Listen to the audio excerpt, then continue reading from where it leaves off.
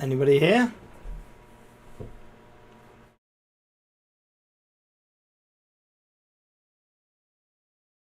There's viewers coming through. 4 viewers. Hi everybody. Just say hello. Say hello in the chat.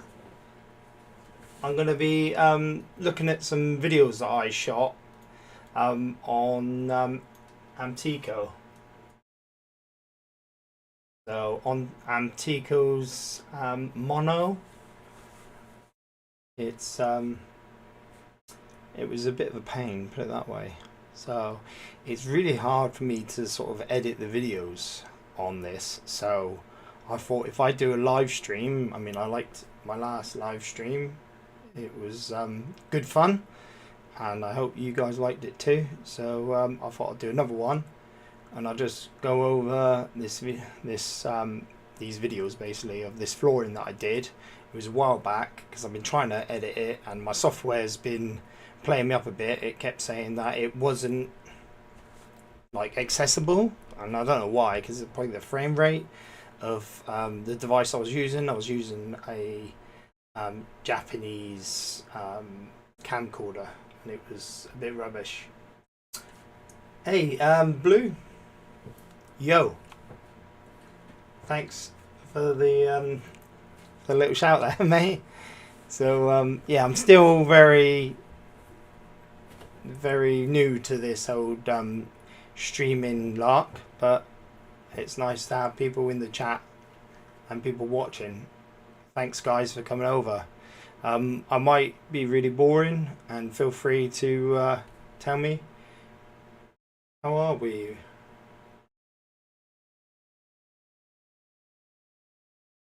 Where are you based? Oh, I'm based in Devon, in England. Devon. Yeah, I don't want to say any smaller than that, really, but yeah, I haven't been very well actually lately. I've had a really bad cough, so I might be doing some coughing during this stream, and all I can do is apologise for that. It's not COVID. I've been tested loads of times.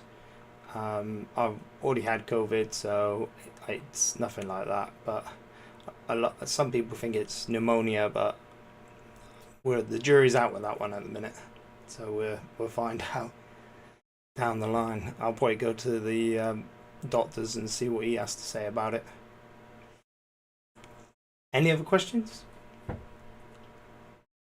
Right, nice. I'm around Cambridge. Oh yes, Cambridge. 10 years. You done, you know, you get less for murder. 10 years in flooring. Yeah, I've been doing it, well, since I was 15. I'm a bit older now. Like I said, my birthday was the other day. I was, so I've been doing it 23 years. And I'm still learning.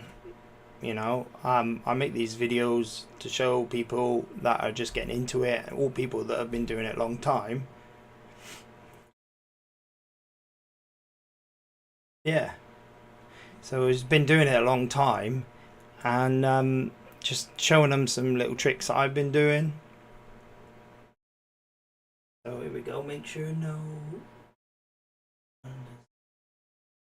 in this video. Chandeliers. That's the one. Did you like that chandelier one? That was good, wasn't it? I'm wrecking the place here. Chandeliers. Yeah, that was Only Fools and Horses reference. That was good. That was a weird screw. The screw was like screwed up from underneath, and I never found out what that actually was connected to. It was a bit weird. It was in a private house, old people's home, and I don't know what was underneath. But yeah, that was funny. So anyway, like I was saying, so yeah, I make these videos of me doing it just to see and to show what I could do on a daily basis. And like I said, I've been doing it 20 odd years, so I've seen quite a lot of things and I've done quite a lot of things. Some of the things I'm not happy with, and some things I am. But when you're employed, you've got to do what the boss says, and you know, and sometimes you don't always agree with it. You just got to make the best of a bad situation, like this job here. So as you can see on screen, this job here, you can see I've used the microcoat rapid stuff, which I love. I love that stuff from F-Bore, and it goes off really quickly. It's really good stuff, but as you can see, it's over chipboard. Now this customer was adamant he didn't want any ply, so that's what we normally do. We normally put a 6mm minimum, 6mm ply over the lot, and we nail it every 4 inches square, make sure the joints are good, and then use this microcoat in the same way this floor's been done over all the joints. But this customer wanted to be different, and like excuse me, a lot of people, they think they know better. So he said he didn't want any chipboard, or sorry, hardboard down. He wanted me to go over the chipboard. So this was me making the best of a bad situation. So I've gone over it all, as you can see, and I've microcoated it all. So this is me just showing you, that's the microcoat. A nice cup of tea as well I had. And yeah, it went all over all the joints. Now this is what we're laying today. Alright, so this is Amtico's mono, like decor. So those square ones at the top are the center. Those little little squares, a little triangle diamond with the square with the white going around, they're the corners. So they're like cornice pieces. So every time you get to a corner, you put that on that very long diamond one, you see. And those big planks there by my feet, they are going to be the outfill, so the other side of this border work against the skirting, because the skirting is going to go like that, and you just want to make sure this piece fills it all. So yeah, let's see what we've got recorded. So I haven't been through these videos. I thought I'll go through live, so if there's any music I'll probably get copyright striked, but hey ho, I don't make any money anyway, so it doesn't matter to me. Let's play. Hopefully no one swears. So yeah, there's the bits.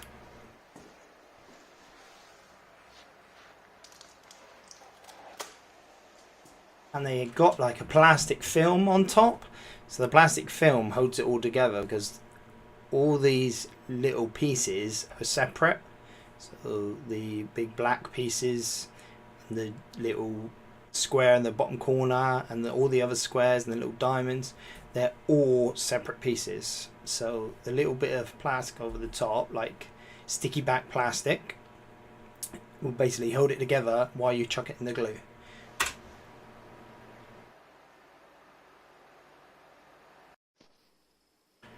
So there we are again. There's loads more boxes of all these pieces. As you can see, even the cornice pieces excuse me, have plastic on top.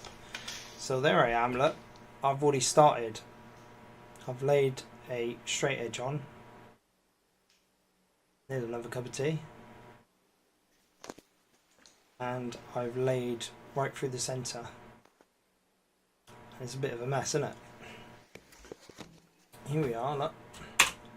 How can I rotate this? Let's see if I can rotate this. Does this rotate?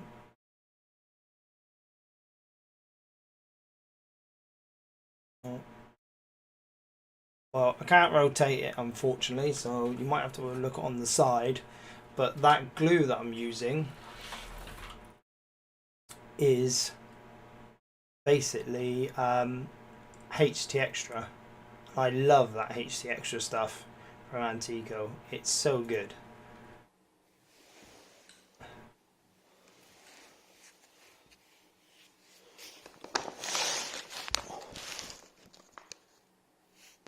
there we are. We've got to hold your phone on a bit of an angle here. Like I said, I haven't even looked at these videos.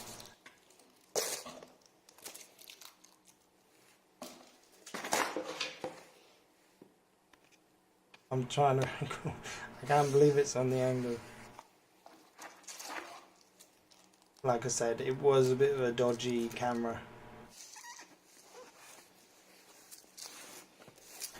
So if you can see very well, if you've got really good eyesight, you can see that I'm placing them in as full as I can, and then you take off this sort of like sticky sheet.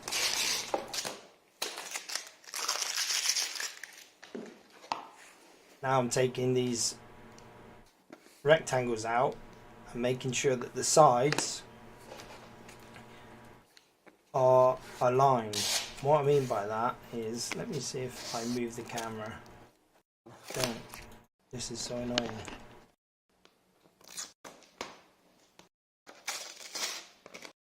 Yeah, I'm taking it all apart here. Oh, that's so annoying.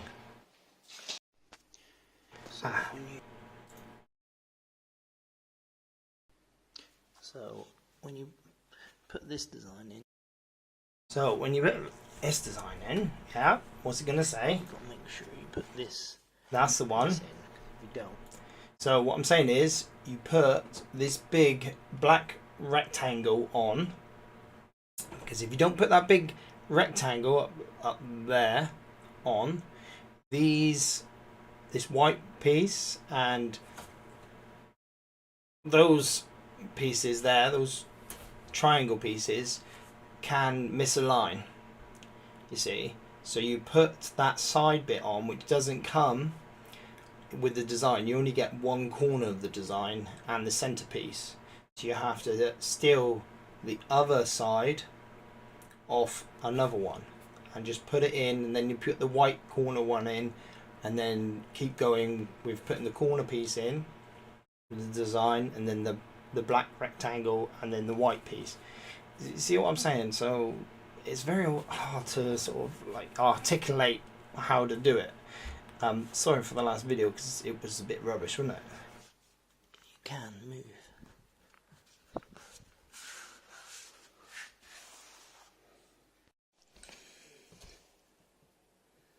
Here we are. Come on, man! My phone's making a Joe Biden sound.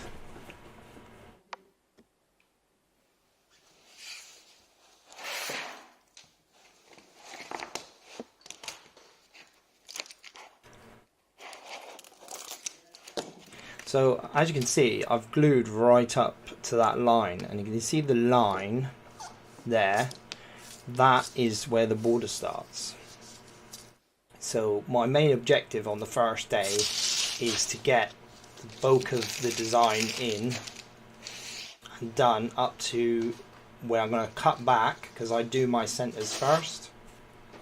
I do my centers basically means that I fit the floor in the center first, then I get a metal straight edge and I go back over the line I've glued to.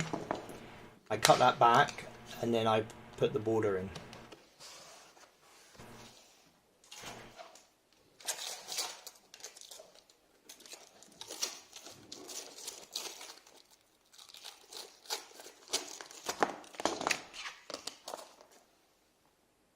So I just cut that piece off because obviously I don't need the whole design, because I'm only using 2 parts of it.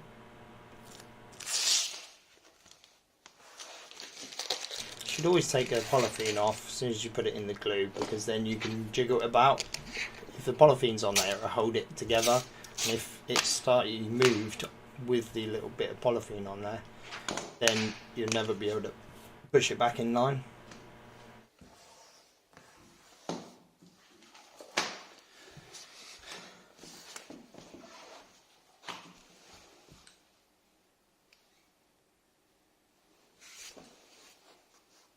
I think I was just checking the camera to see if it was still on. These videos aren't easy to record, you know. camera malfunctions. I mean, I've recorded loads of jobs like this, and the cameras have died, batteries ran out. Excuse me. Batteries ran out. Memory cards are a big thing. A nightmare of memory cards. It just fill up so quickly. And then customers come in and stand in front of them and start talking to you. Your phone goes off and your mates are calling you. It is a bit of a pain recording. Not everywhere you can do it because some customers refuse. Because I always ask if I'm allowed to record.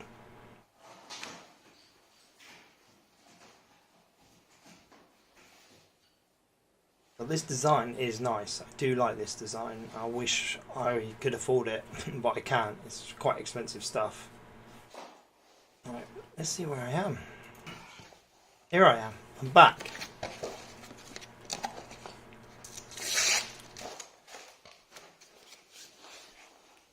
And now my camera stopped. So, let's have a chat. So, got to make sure you put on these full ones to make sure this hasn't creeped that way. Yeah, because it can creep the other way. Wait for that. As you can see, it's not too bad. With black and white, you'd be able to see a big difference if it creeps that way or pushes itself that way. See the distance? Easily done. Pull it back until it's in the right position. Pull that down, make sure it's all good. But it can very easily creep. That's why we make sure we put it in wet adhesive as well. And the other reason we put it in wet adhesive is because we where's my webcam gone?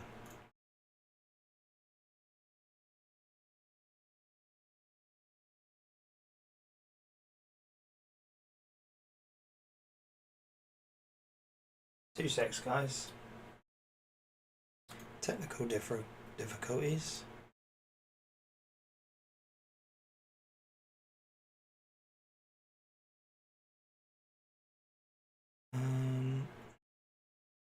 No webcam, where are you?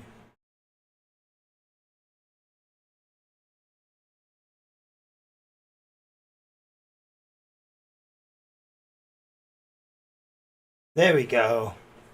Sorry guys. See what I mean? I'm really rubbish at this streaming luck. But as you can see, my whole point about having this rectangle black one is to make sure that this design is perfectly in line, because when it reaches that corner there, you've got to make sure it's aligned, because with it being black and white you will see the difference, and it, like I said, it can creep that way. Got to make sure that you keep taking off the polythene and making sure it all aligns perfect. Okay? Need to pull that over. It's the main job.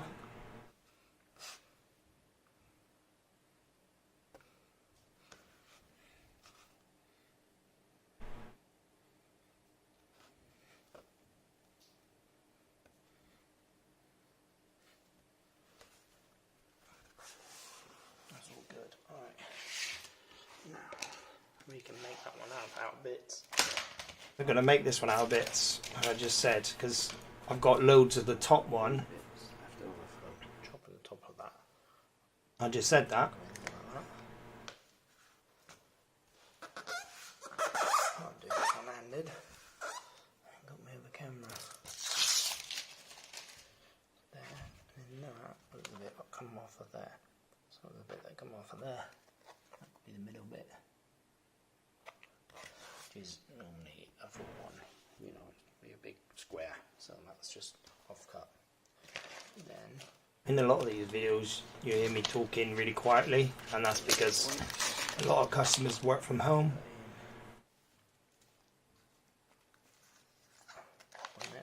Wrong way around.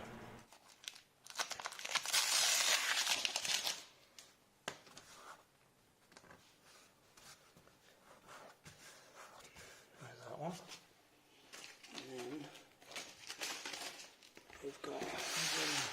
Right,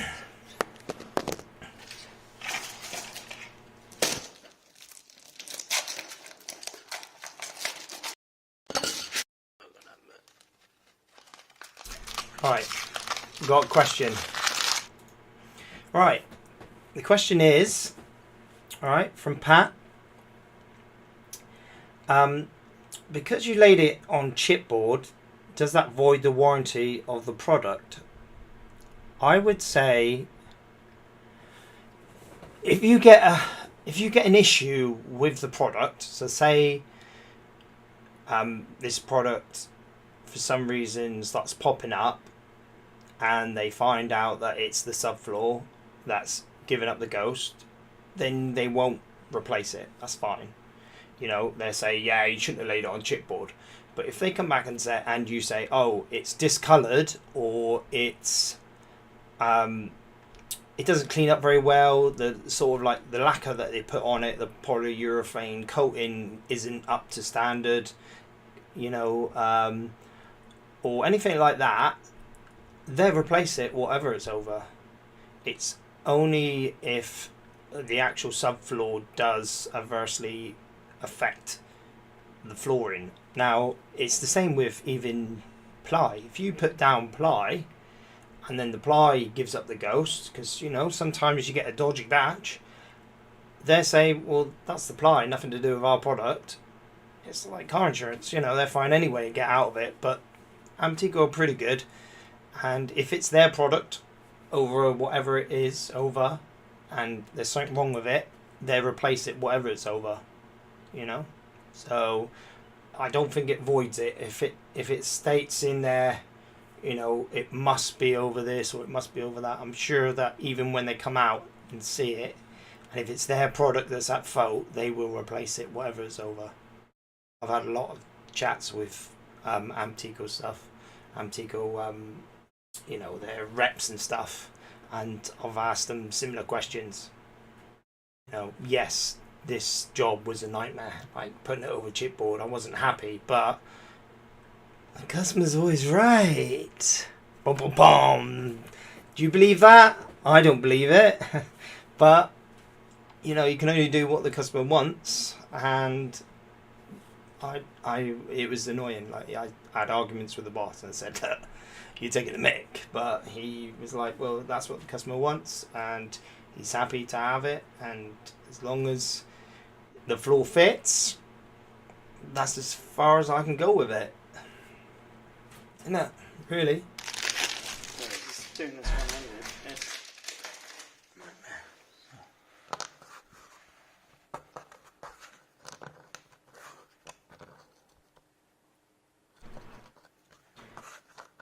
The good thing about this glue, which I love as well, is it's very good at coming straight off your hands, because I get covered in it. I get covered in it on my hands, I get covered it on my back where I sort of like lean back on the glue tub, which happens all the time. I should be like used to not doing that, but I do it all the time, especially like when I'm doing bathrooms and stuff. But yeah, it's pretty good at coming off your hands with good clean. So look at that, that looks beautiful, doesn't it? And that is my third cup of tea of that job. So as you can see, it's pretty symmetrical, both sides there. I wanted it symmetrical there. The walls are running all over the place. Can you see all the pencil lines?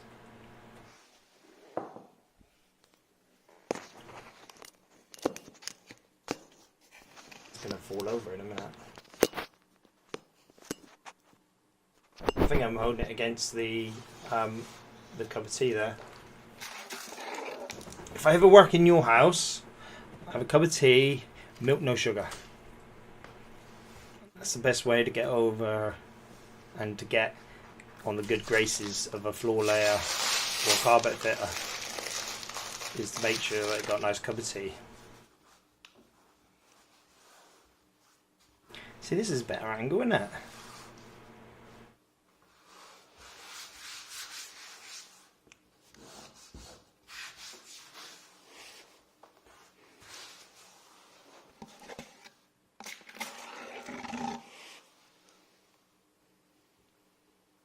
This part of the job's really satisfying because you can actually put down quite a bit in a day. See quite a nice like result. It's only when it comes back to cutting them up around the edge and then putting in the border and the outfill, that is a bit of a pain.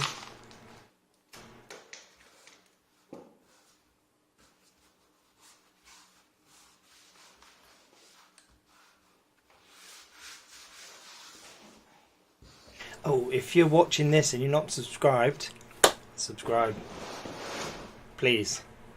I'm so close to 1,000.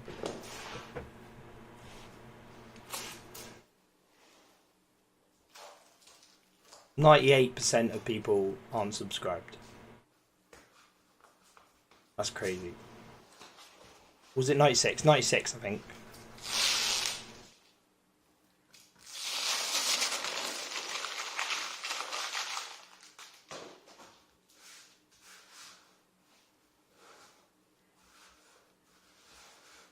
So I've actually got dungarees on here, but I'm still showing a bit of butt and I. Side butt. That's my butt.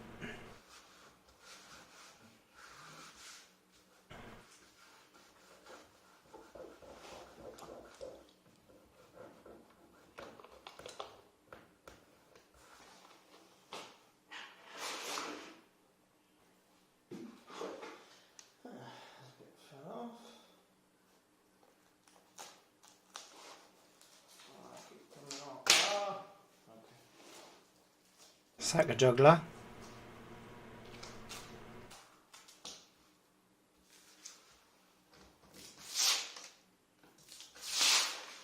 So you'll be pleased to know that in this weather I don't wear dungarees anymore. I've got shorts and I got these special strap-on knee pads. So I didn't have knee pads for a long time, well, for years, 20 years.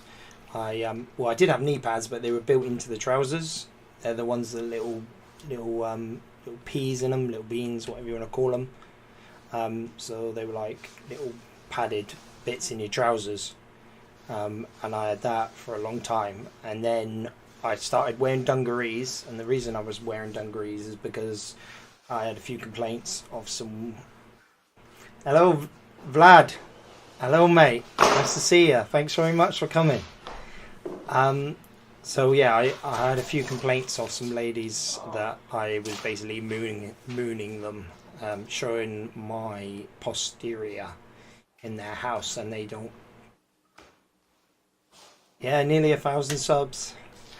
I was there to do the floor, not to show them my butt. So then I decided, okay, well the only way to do that is either have these straps that strap and hold your trousers up, because when you pardon me, when you're bending down and standing up, bend down and stand up all the time, if you've got a belt, it cuts right into your stomach. So you can have like straps over your shoulders to hold your trousers up so you don't moon them, or go for dungarees. But in the summer, oh my days, it was killing me, the heat. So now I've got some nice shorts, so I get to show my legs off to all the customers. I still might moon them a little bit because obviously I've gone back to a belt, but the heat sort of outweighs the complaints from customers. Plus I think I got a good butt anyway, so who cares?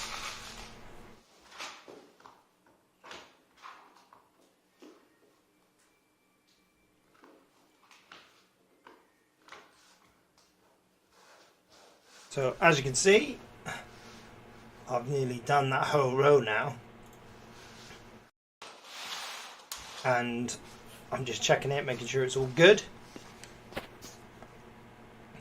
And there's my finger. So there you go. Oh, if that's too far, just check where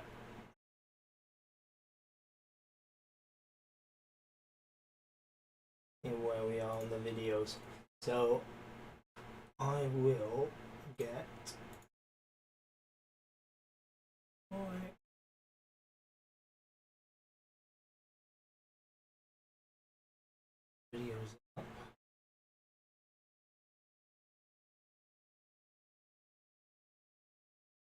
This is a very polished stream, so don't tune out.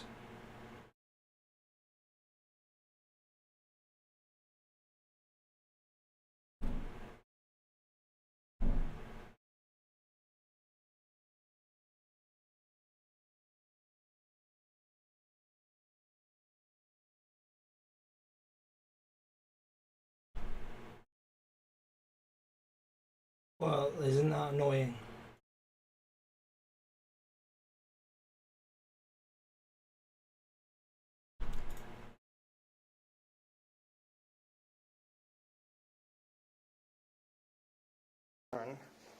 Or no, I don't actually seem to have the cutting in around the edge. That is so annoying. then come to my channel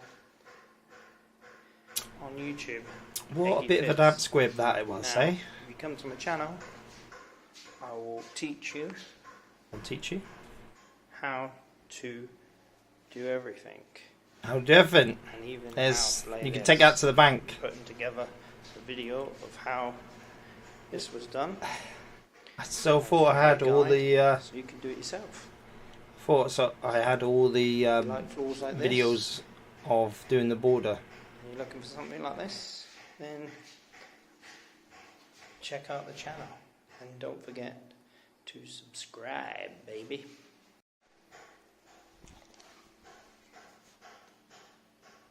But look, that is a beautiful floor. What a pain that I can't find the Want to pieces learn how that to I showed how lay to cut this. in the sides. Oh man, that's so so you can annoying. do it yourself. Then come to my channel on YouTube, EGGY FITS.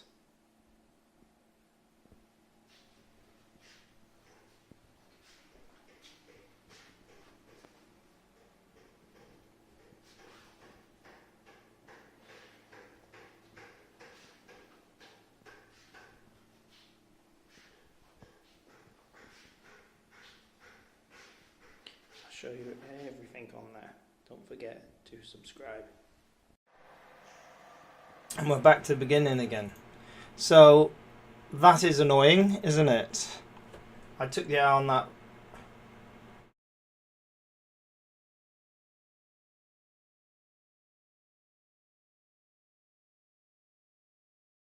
What's a good day rate? Right, a good day rate is, I don't know, because I'm employed. I've been employed practically my whole career. I was self-employed for a while, and that was the way the boss wanted to sort of evade tax.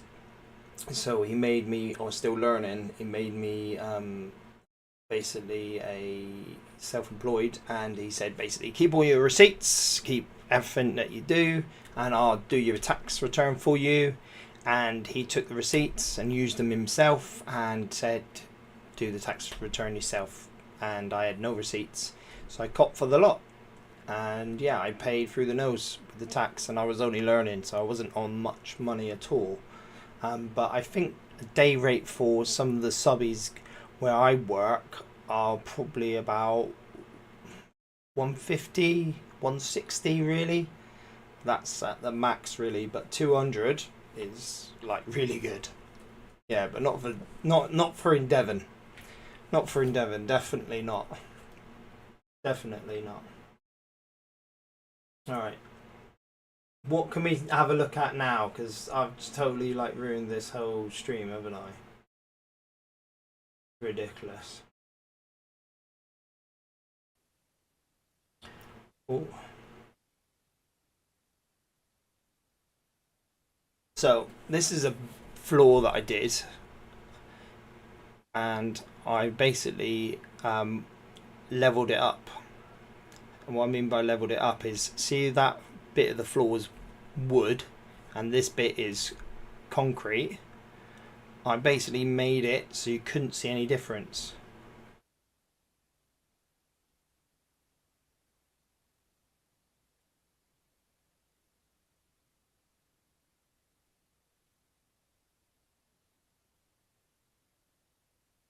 You see, so it was a bit of a pain, but there you can see. We're going to go through these videos, shall we? Should we go through these videos? So as you can see, this has all been plied, or is in the stages of being plied. Oh, and we go out there as well. So there's 2 pieces of concrete, right, which are the bread, and in the middle is wood. So we're putting ply on the wood, and we're going to go over the concrete. You see? Let's see what else we got. Right, this is the same job. And this is me mixing up the latex. And doesn't seem to be any sound. That's why I never made this one into a video.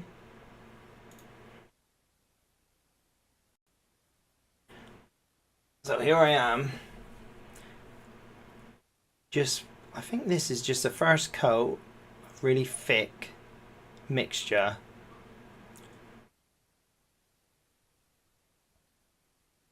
On this first piece of floor here. And the reason why I'm just doing the first one is because it needed a double coat, because it's such a height difference. Absolutely ridiculous height distance. And when I mixed it with that hand, well not hand, but the battery operated drill, I mean look at that massive lump, that's ridiculous. That hand drill, or not hand drill, but that cordless drill was awful, and it obviously didn't mix very well. So you need a decent mixer, you need a corded mixer.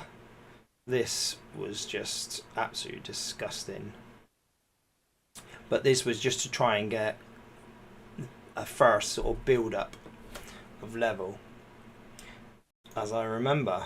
So that is disgusting. I'm filling holes, pouring out where there's low parts of the floor. So behind there was a really low part, so I'm just trying to get the levels right.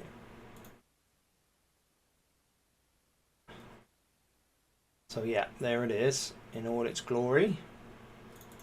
Let's get the compressor on the go. That's going off. And let's get some staples in it. And I keep pointing at that, so that me saying that I'm just doing that latex to get a better level. This was one of those weird cameras I had. And it didn't record audio for some reason. What I'm saying there is there's concrete here, and that's why these tubs are on top, because it's being glued, and I've drilled and plugged it as well. So I'll put some drill, I've drilled through, I've put some plugs and put some screws into it. So what was it like? What primer and screed, and should never lay your second screed thicker than your first coat.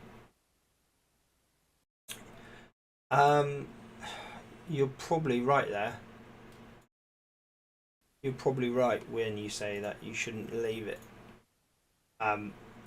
screed it thicker than your first coat. Yeah, you should always go with first thick coat. Never go thinner with your first coat and then your second coat, because you've got sort of tensile strengths, and the tensile strength of a screed will pull on what's underneath. It's like building a house on sand. If you've got something soft and you put something heavy on top, it's going to pull and destroy what's underneath. So you always go for less stronger screeds than what was previously down. So whatever was previously down, you figure out what strength and how tough that is, and it's normally by how strong it is, and then you put something a bit softer, and then softer again and softer again, because if you have something really soft and something strong, it's just gonna pull it off. But I sort of use sort of like on what latexes we use. On my old job, we used F-Bore. Now F-Bore, it was F-Bore's primer. I think it was 131, sort of like universal one. We used the F-Bore, I think it was 21, which is like the grout one, which you can use with ceramics. So it depends on what floor it is, but 131 or 121 is pretty good. Excuse me. But you've got to use F-Bore's latex. Yeah, don't use Ardex's latex and then use F-Bore's primer. So you've got to use the same primer for both. So we use Ardex in my new job. So we use NA for a lot of stuff, and we use their sort of like universal primer for everything really, except for obviously ceramics. We use different primers. We use a different primer for anhydrate. Everybody runs from anhydrate. Yes, I did put up a video a couple of days ago about a anhydrate that failed, and I did the job and I screeded it as well, but we weren't told it was anhydrate. I didn't even test it. I just went in and just thought, yeah, it's just a concrete floor, threw it down. Another fitter actually fitted it. Excuse me, let me just take a drink. So another fitter actually fitted the job. I was quite gutted I couldn't do it, because when I latex it, I want to fit it as well. And he said to me when he fitted it that he moved the last couple of boxes and it was damp, and that's red flags to me. I actually tested the floor for dampness and it was dry, but I tested it as a concrete, and a concrete dryness is lower than an anhydrate floor, so the meter will go higher for anhydrate. So basically, if a concrete floor will say it's dry, but if it's an hydrate, it will be wet, if you know what I mean. So there's more, I don't know what it means. It just means that the meter has to go further for an anhydrate to be drier. Plus, on that job, outside the garden slabs were higher than the floor inside, and they ran right up to the bricks. So I think a lot of that damp came in from outside when it was raining.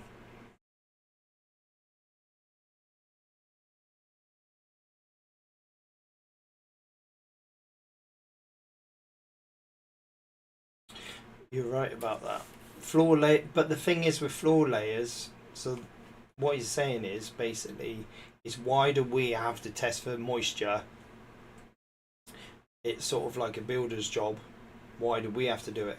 Now, when I started fitting floors, it was carpet and vinyl, and you go in and you get a bit of carpet, you chuck a bit of carpet in, you get a bit of vinyl, you put a bit of vinyl in, job done. Problem is now is you've got Amtico, you've got Cardine, and they've got 30 years guarantees. Sorry guys. So 30-year guarantee basically means you've got to do it to the best of your ability. Make sure that floor is sound. You've got to know what the makeup of the floor is, what concrete is, what anhydrate is, all these sort of things. Make sure that it's got an active damp-proof membrane. If it hasn't, you've got to put one in. You've got to do all these checks and balances and stuff to make sure that floor does not fail, because it has a 30-year guarantee. Back in the day, like I said, carpet and vinyl, you know, you put it down and it didn't matter if it went wrong after 5 years. It's just a piece of vinyl. But when they're paying thousands and thousands of pounds for these Amticos and design floors and stuff, which has got a 30-year guarantee, you've got to kind of be responsible for that. And yeah, it is pushed onto the floor layer, where sort of like amtico can say, oh, this will last 50 years, yay. But you as a floor layer have got to kind of make that sort of like guarantee reality, if you know what I mean, and try and cover your bases. And yeah, we have had to replace floors, and I've had very first anhydrate floor was a nightmare. A customer didn't like a couple of the tiles, so I went to pull up a couple of tiles, pretty easy, heat gun, you know, pull it up on the corner, and what's this? All the latex is coming up. Why is all this latex coming up? Oh, what's up with the concrete? Oh, it's not concrete. What do you mean it's not concrete? The customer says, oh, it's this new stuff, pink stuff called anhydrate, made out of gypsum, same thing as plasterboard. And I'm like, oh, well, that sounds quality. You mean like really dusty stuff? Yeah. Okay, so I do a bit of Google research, and then it says, oh, the builders have to come back after it's dried, and they sand it down with a copper plate because all the scum comes to the top, and you have to get all that off. And then I say to the customer, did the builders do that? No, they said you would. I don't even know about this anhydrate stuff. Well, that's not my problem. You need to sort the floor out. It's all coming up. The top layer's all shearing off. What are you going to do about it? Yeah, that was fun. That was a few £1,000 down the drain. So yeah, it was always up to us, which is a bit of a pain, isn't it? An absolute pain.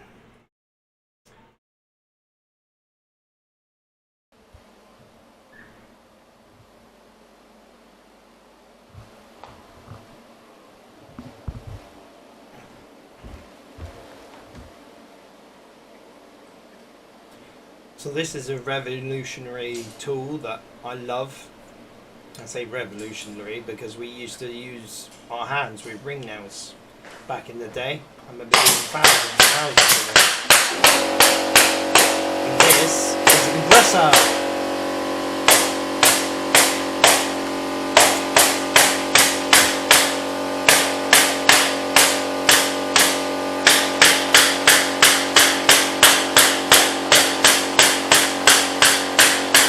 Look how fast it is.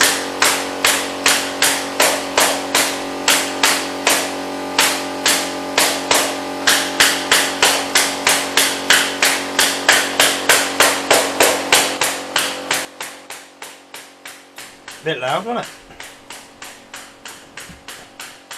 So look how fast that compressor goes.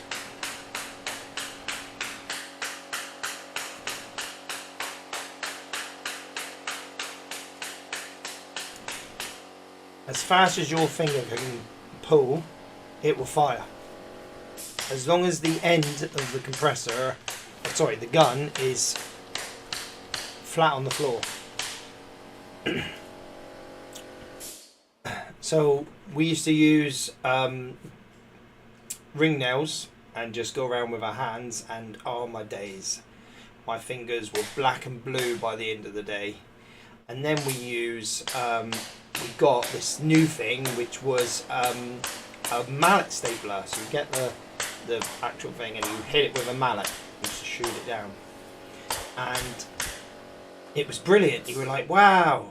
But now obviously we've got these compressors. The only problem with these compressors is those guns. So those guns are alright, but they die really quickly. And the problem with that is that they're like nearly 300 quid a piece, and you can send them away, but you've got to wait 2 weeks and stuff like that. It's an absolute pain in the bum.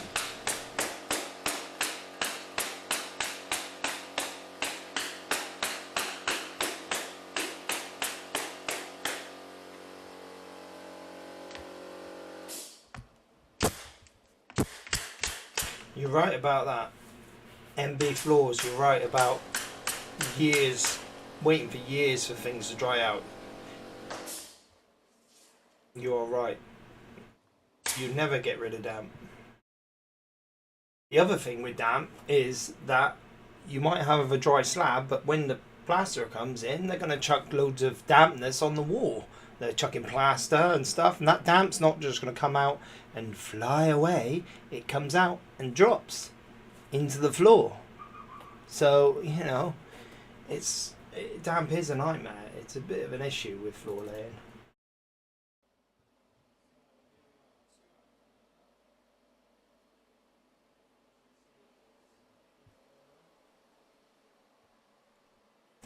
So now that's dry, it looks like, I'm going to add a piece here because that's still wood. So I'm trying to bridge the gap between wood and concrete. Preferably, I would love to have a longer piece. So I like to bridge the gap from wood onto concrete at least a couple foot. So when you have a piece of wood and you have a piece of concrete, the concrete's solid and the wood will move when you step on it. It will flex. So if you bridge the ply over the both, it's gonna hold and not crack right across there. If you just fit up to concrete, so you got the wood there and then the concrete, when that moves and you just fit it up to it, you're going to get a crack right along there. So you need to bridge over, and that's what I'm showing here.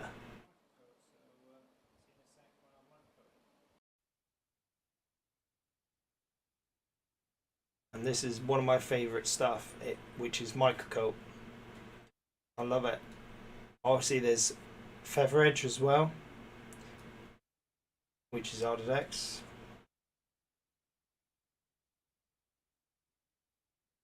But I really like microcoat because it's quite creamy. I like to mix it up with a paint mixer. That's just like a paint mixer that you can buy from any paint shop. You put it on your drill and it mixes up lovely. Nice and cream, consistent sort of texture to it.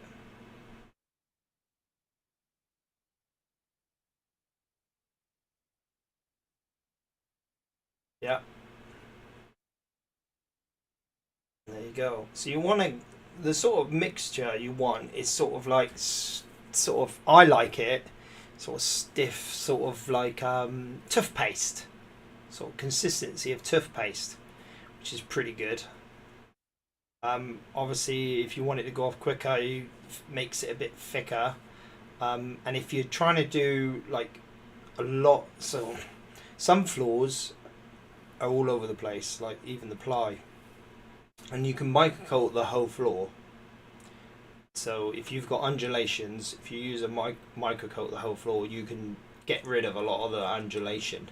So you wouldn't want it the thickness of toothpaste because it will go off before you sort of get it all down. So what I do is I'll make it a bit more runnier because the dryness of the ply dries it out as you go. This trowel looks absolutely rubbish. Thing is, with flooring, you will go through a lot of trowels, and that one's been dinked in the van.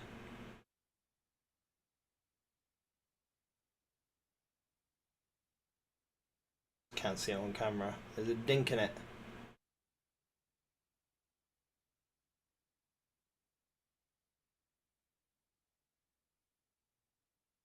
What am I gonna do? Get another one? The other thing with trowels is they're quite expensive. You can go for the really expensive ones that sort of not painters, but like plasterers have, and they are stupid money, aren't they? They're like 80 quid. So why would you want to get that? To get them damaged in the van? Like your carpet falls on them, bit of ply falls over if it's in a bucket. Oh.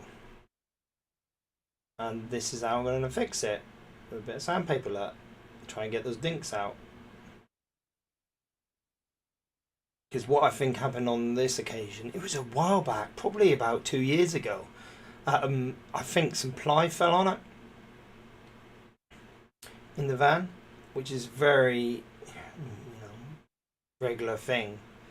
I did actually invent a sleeve for these trowels that you can basically put your trowel into this sleeve. It was rubber on the outside, and it had like a ply back to it, and then I put a rubber sort of sleeve, so you could just slide it in, and you could wing it in the van. It would bounce off the walls and stuff, but it wouldn't get damaged because it was in this sleeve. I called it a trowel guard. I was actually thinking about like paintings in it, but it just costs so much money, to have that, and I would have to sell them for like 20 quid each, probably, and only sort of like plasterers would probably buy it. But hey ho, I think it was 10 grand to get a working prototype, which is basically a piece of ply with a bit of rubber on it. And it was like, oh, really? You're going to charge me that much? You're right about the trowels. If you get the cheap trowels, they will rust up on you on the first use. Yeah, you want to get a stainless one. I'm lucky where I am now. I don't have to buy my own trowels anymore. See, this trowel I had to buy myself. All my trowels I've had to buy myself previously, but now this new place where I'm at, they give you trowels, and as long as you don't take the mick and come in every week asking for trowels, then they're all right. If you want two, I asked for two because I wanted one for microcoat, because if you hit a staple that's not gone all the way down or any sort of odd bit, see, I'm marking where the staples haven't been knocked all the way down. So if you hit those with your trowel, you can wreck your trowel. So that's why I like to have one trowel for microcoat or feather and one for screed.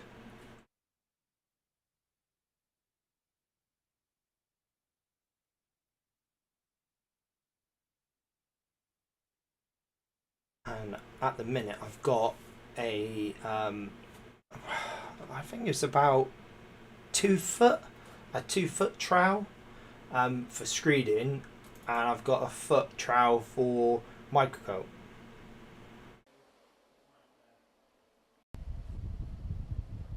Alright, here we go.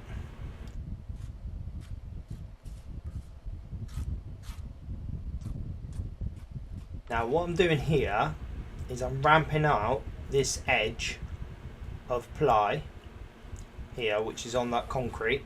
This little bit here that you see in this corner, can't see it at the minute. This little bit over here, this little bit of wood here is on the wood. So this is the concrete bit, and I'm just ramping out this little bit here for the top coat of latex on the rest of this kitchen. And if I've got a ramp, when I'm screeding to it, I can get the levels right. Now if you don't put this little ramp in, which some people don't, obviously I just do it, is that when you latex up to here, the latex is going to shrink back on this edge, and then tomorrow you have to come in and fill it again and mess around with it. I know you probably have to fill it again anyway with some microcoat tomorrow, but if you create a ramp, you can get the levels a bit better, because the latex will travel up this ramp that you've created, and this is Ardedex Rapid, so it will come up here and it will ramp up and it will sit nice on this edge all the way along. It will go up that ramp lovely. So am I going to put any of this latex down?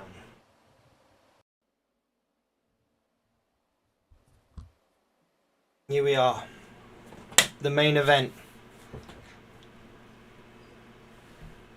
Let's get some 1200. I miss you 1200. Love this latex.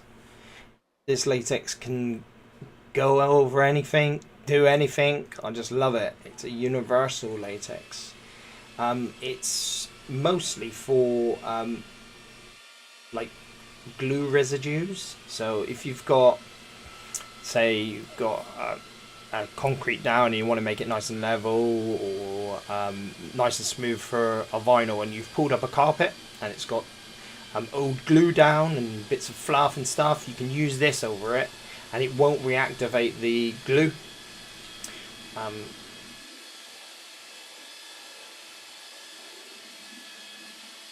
Yeah, Mapai is pretty good as well.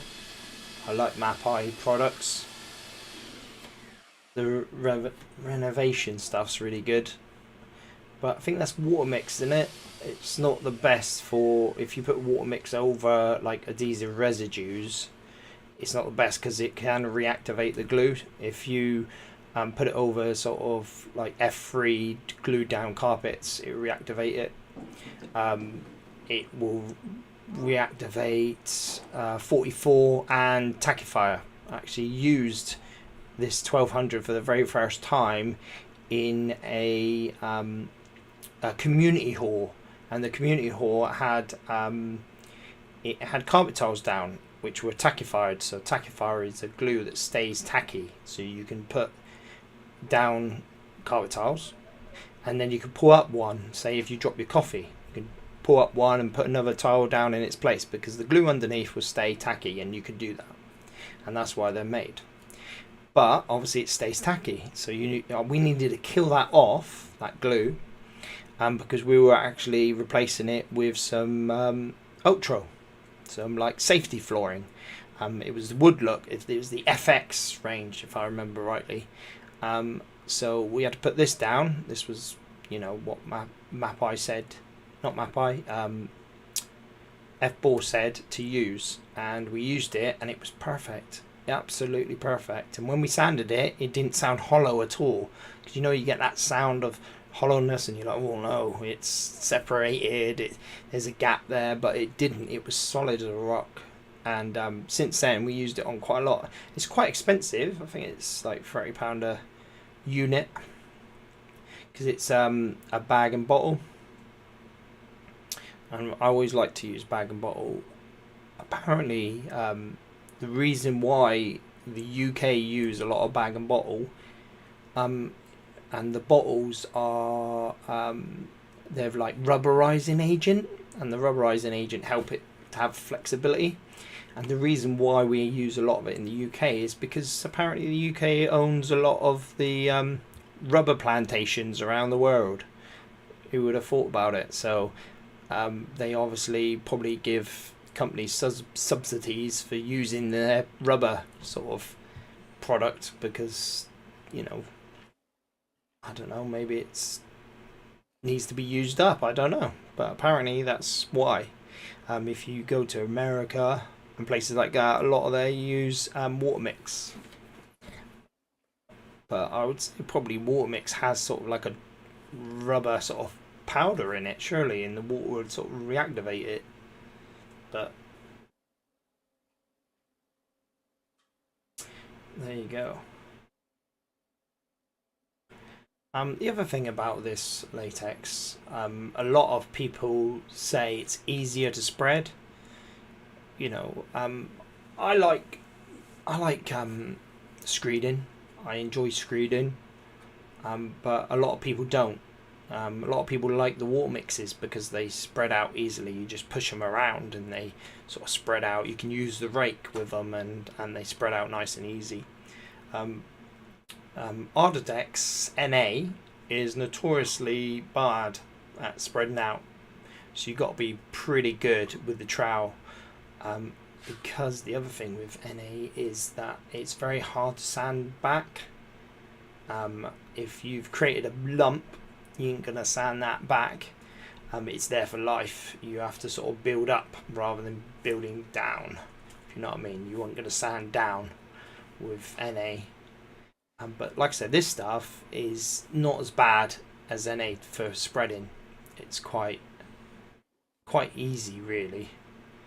It's not as obviously as easy as water mix.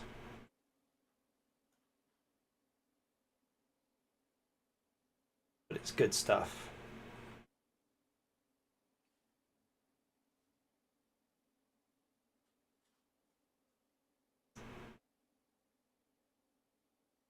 I I try to use cheaper stuff. I've got a handheld grinder slash scraper vac for removing bitumen, etc., so I can use cheaper screeds. Yeah, I suppose if you don't have the budget for it, and yeah, you can get rid of the like bitumen and you get rid of the glues and stuff, you can use pretty much any latex really. But yeah, you don't want to use the builders, or I'll tell you what other one that people use is Wicks. You know, the Wicks building suppliers, they've got their own latex. It's fiber reinforced, it's pretty good, but you've got to use the right amount of water, and if you use slightly more water than is on the label, it cracks. It just goes everywhere. It has like a white film on it, and the white film on any latex means that you've used too much liquid, so you don't want to do that. But yeah, you can pretty much use most things. Setcrete I've never used, unfortunately. I've never used Setcrete, so I cannot comment on that. I wish I could.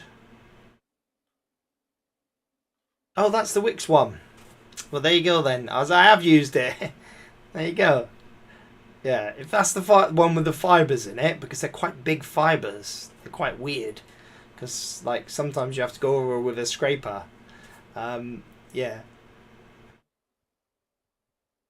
It's looking good. There's a little pimple in the middle there.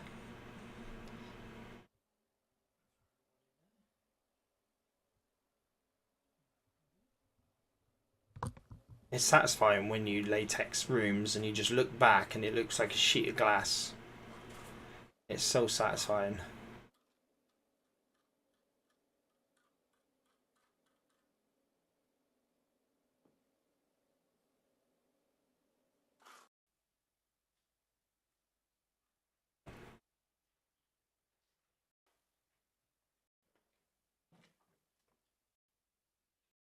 More latexing going on, more latexing.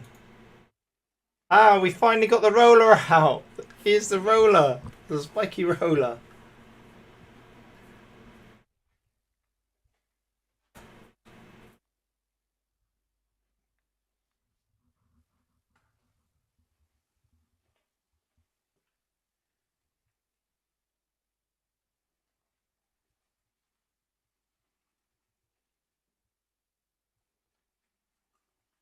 Yeah, I bet they made it worse.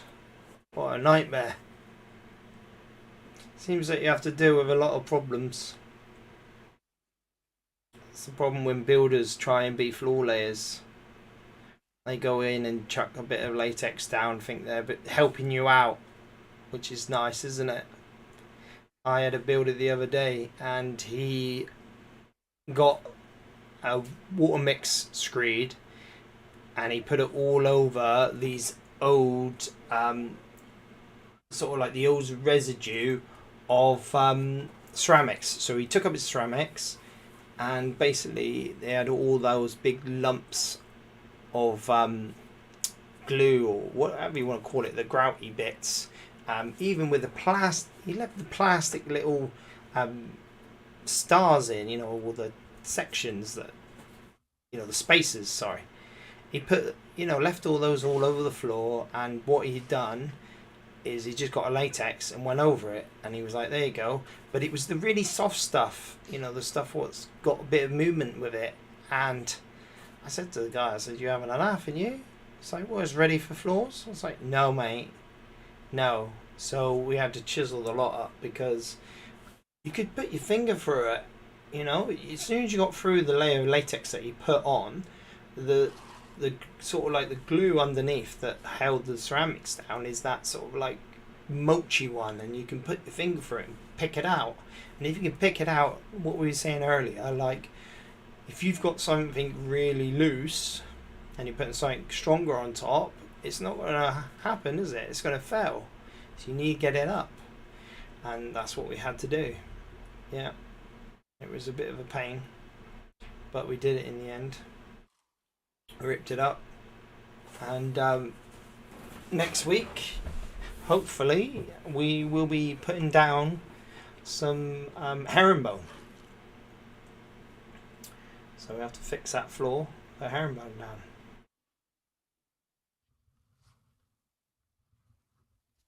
So this was the bit what I basically put that sort of ramp up. And as you can see, you don't get that line. If you've got that ramp, see, 1 minute there. See the ramp, and you don't get a line along here. Okay, because I've put that ramp. It stops that line and it's shrinking down. Helps level it out.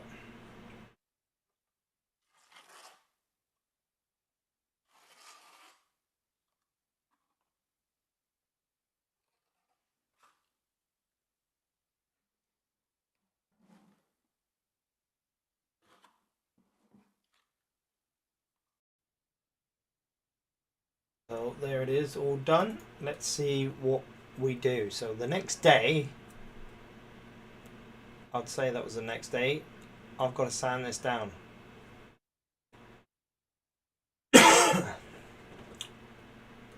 So my first port of call is going to be sort of along here, I reckon, because there's my beauty Janser grinder. I've got a little sort of skirt for that, and it connects to the Hoover. It's really good, really expensive. I haven't got it anymore because that was left on my last job, so they took it back. That was a $3,000 bill. It came with a Hoover, but the Hoover was really expensive. The bags were like oh god, they were like £8 a piece. So I actually made a vortex. Well, so a vortex is basically like a barrel with a sort of like plastic vortex on top, which basically is cylindrical, but it goes on a sort of like down at the bottom. So when the stuff comes in, it spins round, goes down to the bottom and collects in the barrel before it goes to the Hoover. So it doesn't actually reach the Hoover and doesn't fill up the bags. So you can use one bag for the rest of its life. And in the barrel, it just had a little clip. You unclipped it and tipped it out. I've still got the vortex, but I haven't got the Janser anymore. I've got my old sander, which I'm trying to figure out how I'm going to make a sort of skirt to go around it to suck all the dust and the debris up. But yeah, it was a nice sander. We do have sanders at my new work, but they're not as nice as this one. They're sort of like big industrial ones, and they're mostly for sort of like grinding down concrete. Where this one's sort of more of a just a slowly sand it down, get it right, get it nice. Where they're a bit meaty. So that's where the two meet. So that's where the wood and the concrete meet there. So here was where the wood met this concrete, and it goes up there, along there. And this is most of your prep work, is getting this right.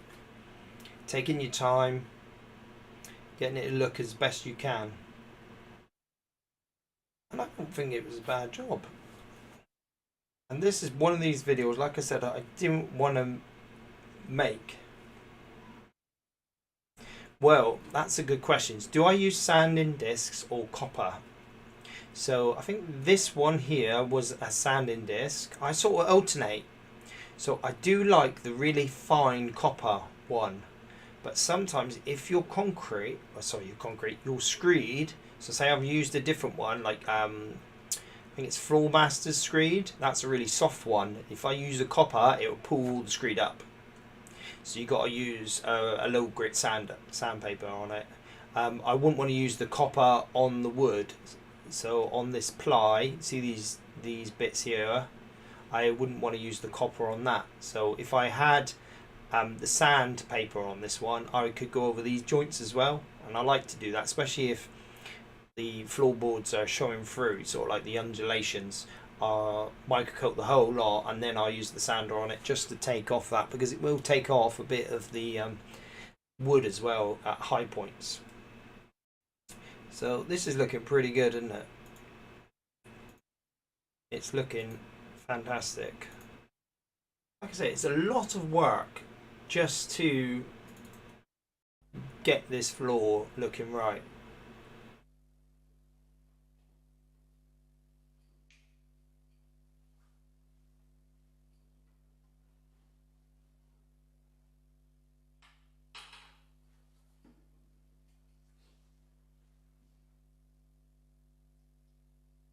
So,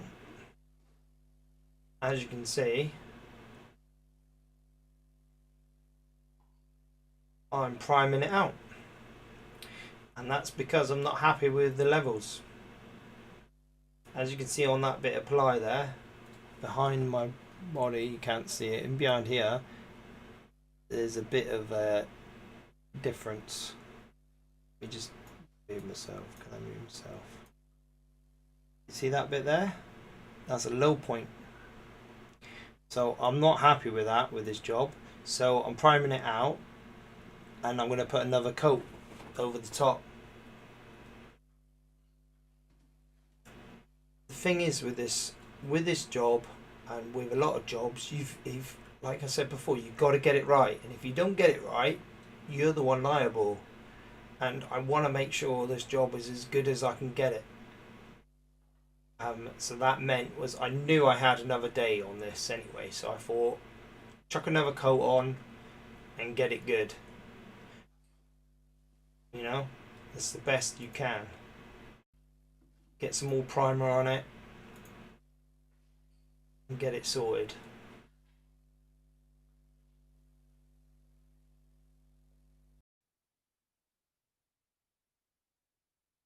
So here's me putting the second coat on this floor.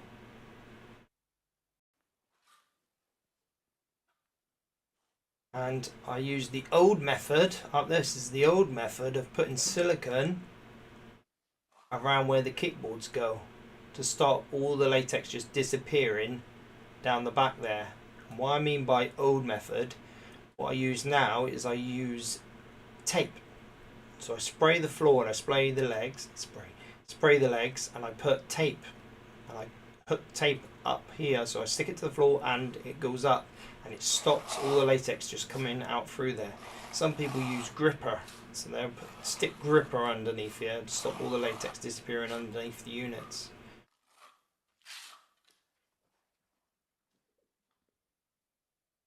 But it's a nightmare. So, second coat done. This floor's had a right go, hasn't it?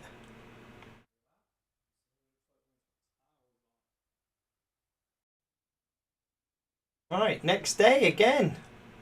As you can see, I've started. It was it looks like it was a herringbone, a sort of parquet.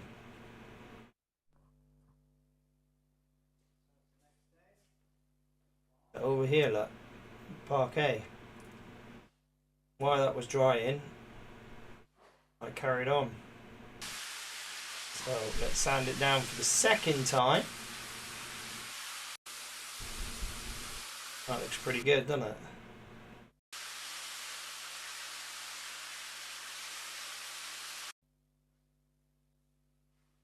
Now I'm checking for level with a straight edge.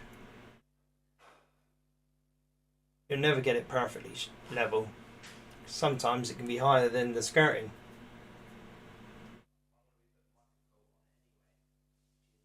Some floors are that far out. But I'm quite happy with that. Right, let's see what else I do.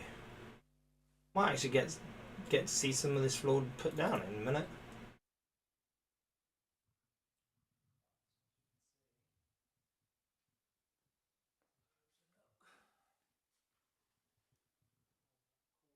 So that was the join, and after all of that, that looks pretty good.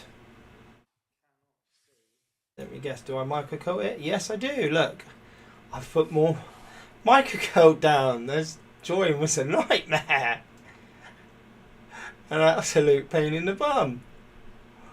But like I said, it needs to be done.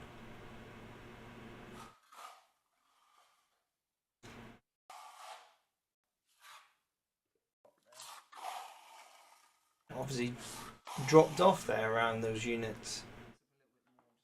Alright, let's have a look. We've got 3 more videos. So there it is, sanded down, mica coated, and that looks like it's been sanded down. So that's the last one. Surely that's the last layer I'm going to put down on this floor to get it right. Oh, that camera is juddering everywhere, isn't it? Sweeping it up.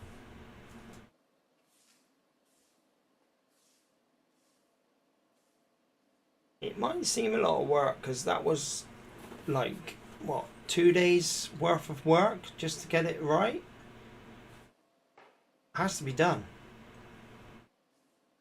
It has to be done because, like we said, the guarantees on these floors. You don't want the customer saying I can still see the lines between each room. You want it perfect, the best you can get it. And it's your reputation as well as a floor layer. If you go to jobs and you just put down a floor, do what they say, oh yeah, that's alright, yeah, it looks fine, oh I can still see a line but whatever, no one's going to recommend you. They're going to be like, oh, it was a good floor but you can still see the line. Now they're going to say, alright, who did it? Oh, it was this company but the guy's name was this, you know, and they're like, oh, well that's not good, is it? And if you do a good job, people are going to tell 3 or 4 of their mates and say, wow, look at this job, look at this, oh it looks really good, look at my floor, who did it, oh these people, da da da. But if you did a bad job, they're going to say to all their friends, oh come and have a look at my floor, it's awful, don't go to these guys. And they'll tell more people about a bad job than they ever will about a good job. And that's what you got to do. You've got to make sure the good jobs are good jobs. And as you can see, this is it finished now. And there's the join. Where's the join? Where's the join? Can you see the join? No. Can you see that sunlight? Can you see any difference there? No. And that's because prep is everything with these jobs. You've got to make sure that you do your prep.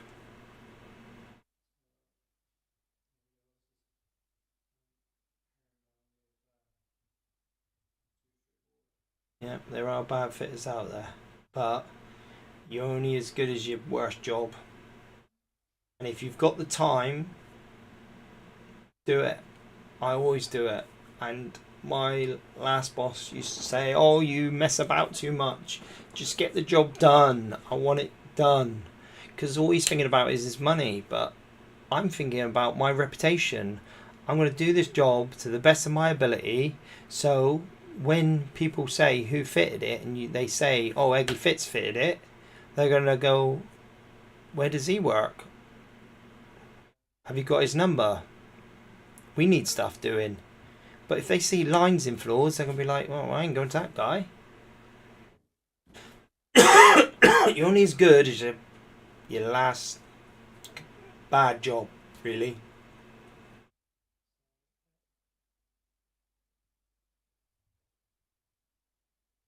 Block of cheese. I love the name. Please don't melt me. Love the cheese. What a cheesy boy. So yeah, I mean, that job's not bad, is it? And the reason why I couldn't edit it, because there was no sound on it. Absolute nightmare. So there we go. I hope I haven't bored you guys too much with this live stream. I hope my little welcome screen there.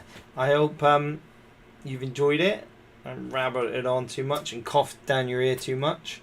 If you're still watching and you haven't subscribed yet, please subscribe. I'm so close to having control over this channel.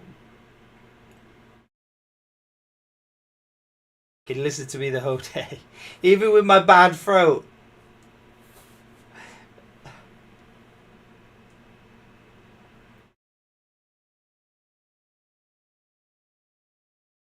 Block of cheese, you are funny. Need some ham. Pour out the sausage and cam. OnlyFans. OnlyFans. My milkshake brings all the boys to the yard. I could do that if you want me to. But anyway, like I was saying, I got really interrupted by the cheese. Not Vlad.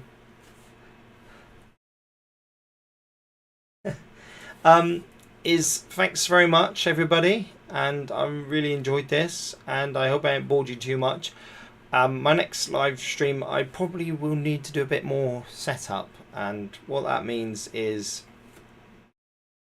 I will go through the videos and make sure I've got a whole bit of videos, because I didn't have the cutting in of border, that which is absolutely rubbish. Like, it was an anticlimactic thing. I know I recorded it, and I know it saw it on my computer somewhere, but I don't know. I did use a few dodgy camcorders and stuff, but yeah, I probably lost them because the memory cards got corrupted, things like that. So do more streams. I will do more streams, but it's a bit boring, isn't it, sometimes when I haven't got much to talk about. So I need to make some more videos, and I'll get back to you guys. Okay, so thanks everyone for watching, and this is EGGY FITS, and I'll see you in the next one. All right, see you later.